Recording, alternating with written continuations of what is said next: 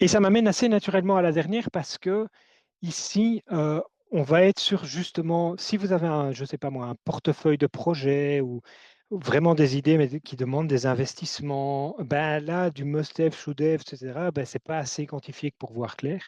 Et donc, on rentre dans une technique qui est un peu plus compliquée à modéliser, pas nécessairement très compliquée non plus, les gens le font souvent dans Excel et ils s'en sortent très bien, mais qui peut devenir compliquée en fonction et qui va être beaucoup plus quantitative. Alors, j'ai pris un exemple très simple. Vous avez des projets ou des idées ou des choses à faire, disons un portefeuille de projets, et admettons, ou un portefeuille d'amélioration de choses à faire dans l'entreprise qui améliore, et admettons, et le problème de la quantification, mais en fait c'est toujours le même problème, admettons que vous savez estimer le coût, combien ça va coûter de faire ce projet, et un revenu, disons, mensuel. Donc j'ai pris ici une formule, il y a une formule derrière de retour sur investissement. Je prends un cas ici et les données sont un peu so-so, mais j'ai un coût, je décide de faire un investissement, de mettre X 1000 euros sur tel projet, et je crois, j'espère, j'ai une espérance du fait que ça va me rapporter un revenu mensuel. Par exemple, ici, admettons que c'est un SaaS. Je pense que faire ceci va nous permettre de faire rentrer, je ne sais pas moi, 65 euros par mois en plus chaque mois, fois le nombre d'utilisateurs ou quelque chose comme celle-là. Alors, ça pose la même question. Tantôt, la question, c'était qu'est-ce que ça veut dire must have, qu'est-ce que ça veut dire should have.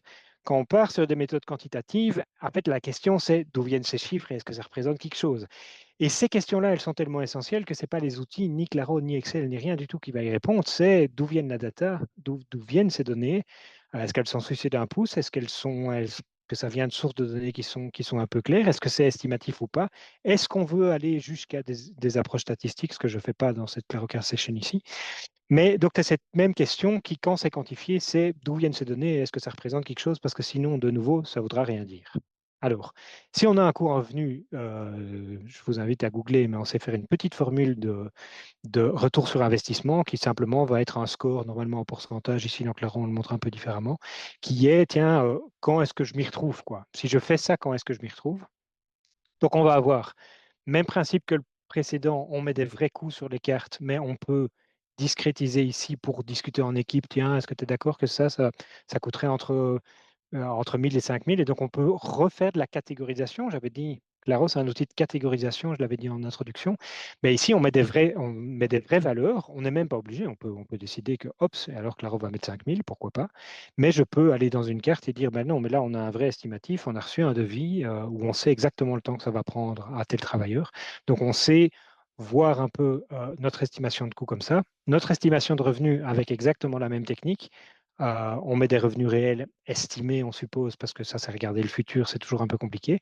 Et on peut quand même essayer de voir un peu est-ce que l'équipe est à l'aise avec ces hypothèses-là, sans rentrer dans des démarches statistiques plus avancées.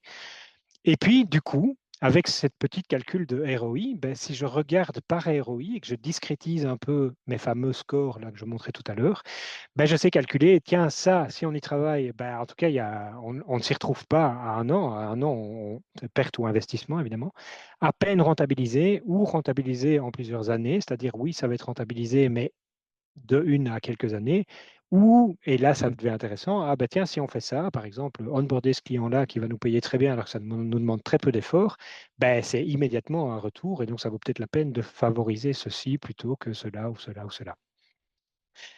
Euh, de cette manière-là, toujours la question, qu'est-ce qui se passe en aval? Ben, à l'opérationnel, on va se retrouver. En fait, c'est la même technique que les précédentes, mais sur des dimensions, claro, des valeurs un peu différentes. On va avoir cette technique d'idéation. On n'envoie pas à l'opérationnel ce qui reste en statut idéation. Mais par contre, ici, je peux décider, et donc c'est pour ça que j'ai mis le statut là-bas, je peux décider de dire, bon, ben ça, c'est quand même vraiment pas mal. On a un peu de place à l'opérationnel. Donc, on va les mettre à démarrer. Comme ça, quand on démarre la semaine avec les équipes opérationnelles, ben, ils ont un board Claro, un tableau de bord Claro, où ils savent que ceci, on a décidé au niveau stratégique, sur base d'une analyse du retour sur investissement, que c'était des choses qu'on pouvait largement démarrer. Et puis, on rentre dans les techniques opérationnelles qui sont couvertes par d'autres Claro Car Session ou qu'on couvrira avec la question de comment est-ce que l'équipe opérationnelle s'organise pour justement limiter le work in progress. J'ai mis une moyenne du retour sur investissement. Je ne suis pas certain que scientifiquement c'est la meilleure technique, mais qui permet quand même de voir, bah, tiens, les équipes, quand elles travaillent, quand elles en sont, est-ce qu'on est occupé à plutôt perdre de l'argent ou plutôt rentabiliser les choses sur les projets qu'on a décidé de lancer. Voilà, donc ça c'est une technique de quantification qui montre que pour autant que les nombres à l'entrée veuille dire quelque chose, et pour autant que la formule de retour sur investissement ou toute autre formule évidemment quantificative ait du sens sur le plan scientifique, que dans Claro, on peut garder une approche de catégorisation parce que quand il y a trop de chiffres, ben, finalement, on n'y voit pas clair. Mais donc, Claro peut même vous aider ici à vous montrer automatiquement des catégories proposées pour dire, bah, tiens, si on répartit ces cartes, à quoi ça va ressembler. Voilà. Et donc, on a ces valeurs. Beaucoup de valeurs, notre cerveau n'aime pas. On recatégorise pour voir un peu clair. Et sur cette catégorisation, on prend des décisions d'envoyer ou pas à l'opérationnel, puisque Claro est quand même un outil de suivi de l'opérationnel au départ, quoi. Ça reste du ticketing.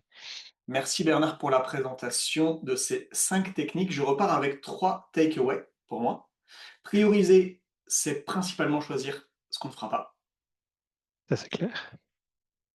Il faut absolument réunir les gens autour des définitions, quelle que soit la technique de priorisation. Ça veut dire quoi urgence, ça veut dire quoi important, ça veut dire quoi must have, ça veut dire quoi should have. Peu importe la technique qu'on choisit, globalement, il faut qu'on réunisse les gens, les équipes, les services autour des définitions.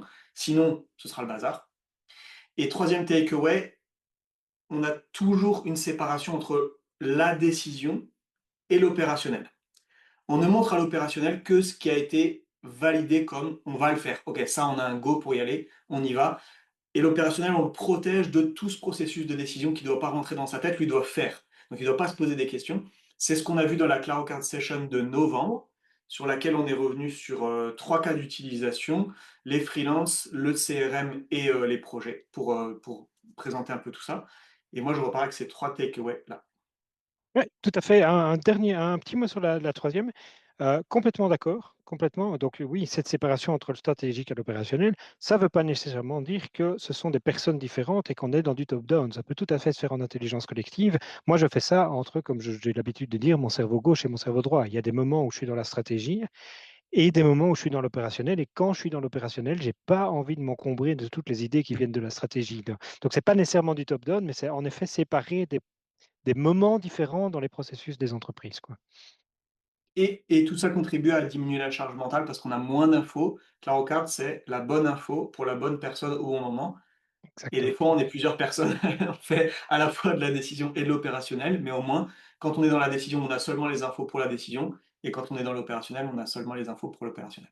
Tout à fait. Et tu fais bien. Et je crois que c'est la ClaroCard Session 7 ou la 6, mais en effet, il y a une ClaroCard Session où ici, les workspaces de Claro représentaient des techniques de priorisation. On a dans la ClaroCard Session précédente, et c'est un grand classique dans Claro, utilisé plutôt les workspaces pour séparer les moments du processus avec des moments de collecte de l'information, des moments de priorisation stratégique, des moments d'opérationnel et des moments de recommunication. C'est un grand classique dans les templates qu'on fait chez Claro. Ici, il est un peu spécial parce qu'on voulait montrer des techniques, mais souvent les workspaces correspondent plutôt à ces grands moments. J'en ai 4, moi, collecte, stratégie, opérationnelle, communication, très très important. Et on a couvert ce sujet-là dans la Claro Card Session, je pense précédente dans la 6. De novembre, Oui, exactement. tout à fait. Avec la Card Session de novembre, on revient un peu sur l'ensemble de ces 4 moments clés, quel que soit le projet, en fait, quelle que soit l'idée.